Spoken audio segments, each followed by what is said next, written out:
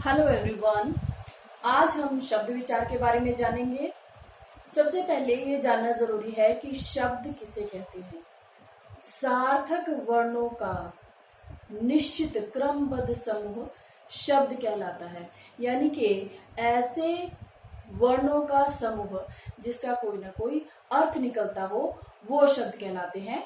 तो आज हम पढ़ेंगे रचना के आधार पर शब्द के भेद। रचना के आधार पर शब्द को 3 भागों में वर्गीकृत किया गया है। पहला है रूढ़। रूढ़ का अर्थ होता है प्रसिद्ध। जैसे आप लोग रूढ़, रूढ़िवादी शब्द यूज करते हैं। रूढ़ का मतलब है प्रसिद्ध।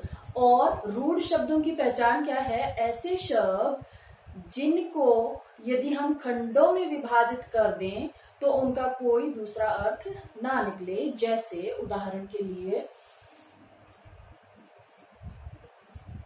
घर, हाथी, ताली और भी इस तरह के बहुत सारे उदाहरण हो सकते हैं।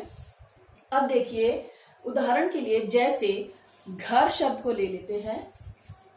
अगर आप घर शब्द का वर्ण विच्छेद करते हैं तो आपको क्या प्राप्त होता है? ढ हलन अ,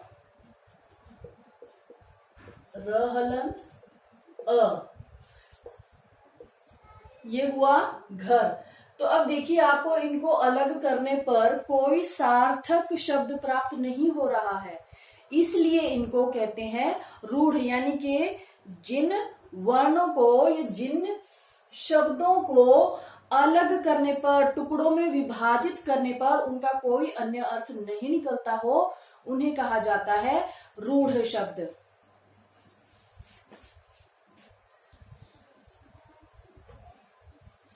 दूसरा भाग इसका है रूढ़ के बाद यौगिक।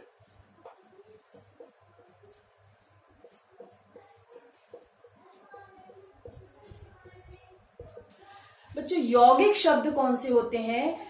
जो योग से बनते हो। योग जमा एक यौगिक शब्द को देखिए कैसे बना है यौगिक।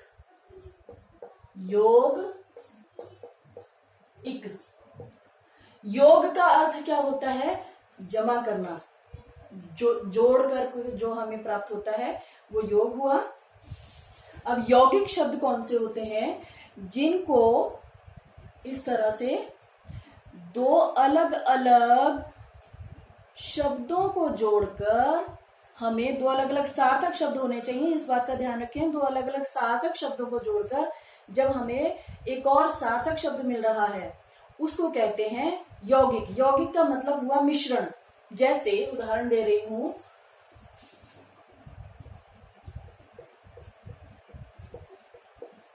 जैसे विद्या एक शब्द है और आलय। विद्या जमा आलय। विद्या आपको पता है, पढ़ना लिखना विद्या में आता है, और आलय कहते हैं घर को।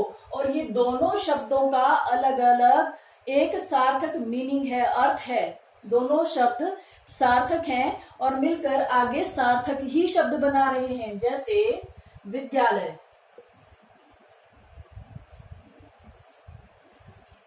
इसी तरह से आप और भी उदाहरण दे सकते हैं। जैसे पाठ जमा शाला, पाठशाला। हिम जमा आलय, हिमालय। तो ये हुए यौगिक शब्द। इसके बाद तीसरे नंबर पर वर्गीकरण किया गया है रूढ़, यौगिक, और तीसरा होता है योग रूढ़। योग रूढ़ शब्द कौन से होते हैं?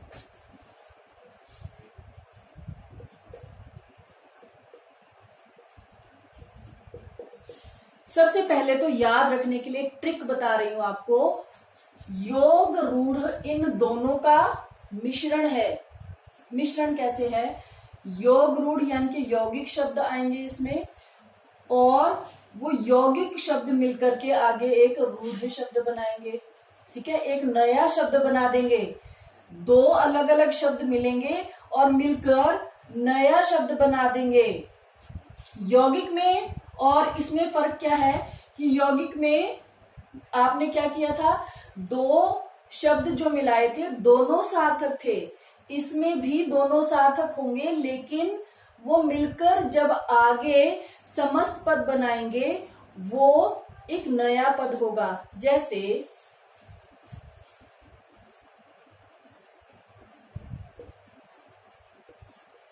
पंकज शब्द है, इसको आप कैसे लिख सकते हो? अब आप कहोगे कि ज का तो शायद कुछ मतलब ही नहीं होता। नहीं, ज का भी मतलब होता है। पंक का अर्थ होता है कीचड़, और ज का अर्थ होता है उत्पन्न होना या पैदा होना।